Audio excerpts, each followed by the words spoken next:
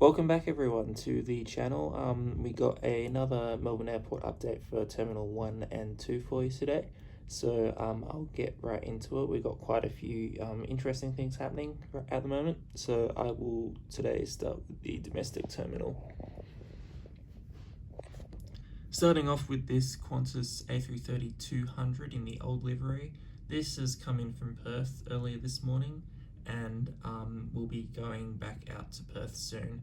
I also forgot to mention this airport update's happening around about between 10:45 and 11 a.m. in the morning.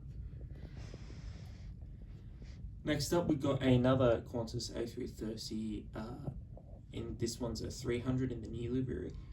This has come in from Sydney and will be making its way out to Singapore in about an hour and a half from now, and an hour from now.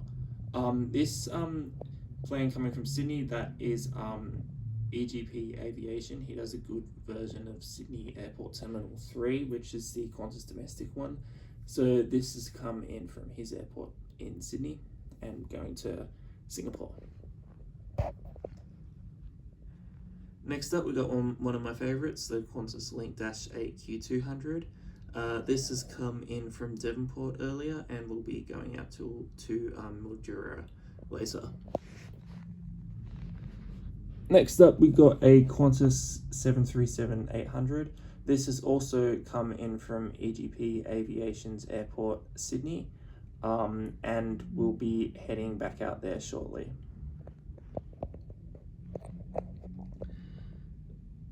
Next up, we've got another Qantas 737-800, this time in the Mandarudji livery, I think it's called, Mandarudji. This has come in from Adelaide earlier and will be heading out to Brisbane.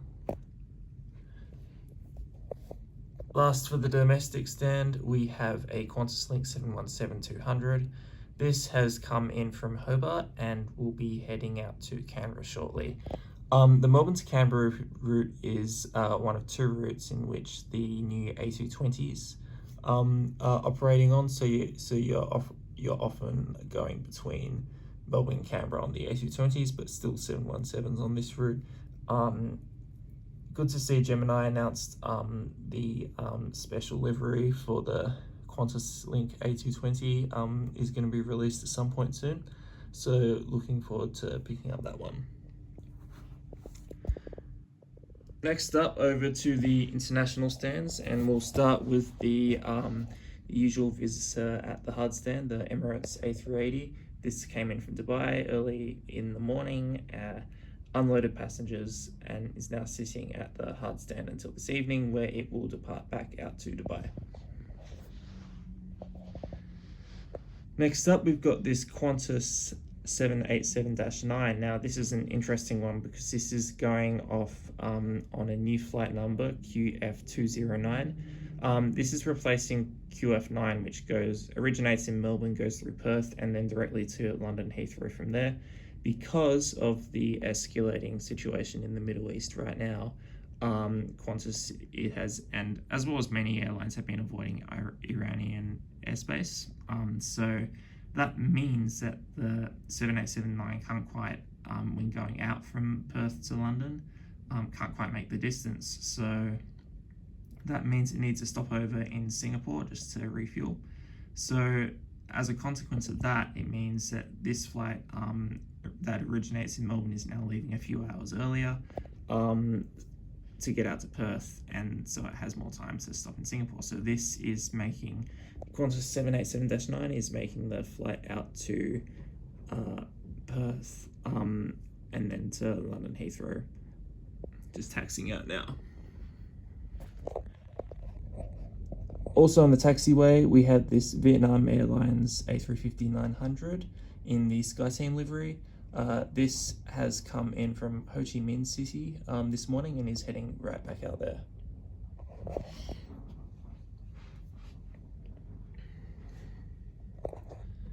Next up, we have this China Southern Airlines 787-9. This has come in from Guangzhou, China, not an hour or two ago, and is about to be heading back out there. Just a little bit delayed. but not by long. Next up, we have a new model for my collection. We've got this really nice Air New Zealand 777-300 in the All Blacks livery. This one has just come in from Auckland and we'll be heading back out there shortly. So Air New Zealand have about 3 flights from Auckland from memory. This is the second one of the day, and I think, and usually happens on the 777-300. I've seen it on the 787 Dreamliner too.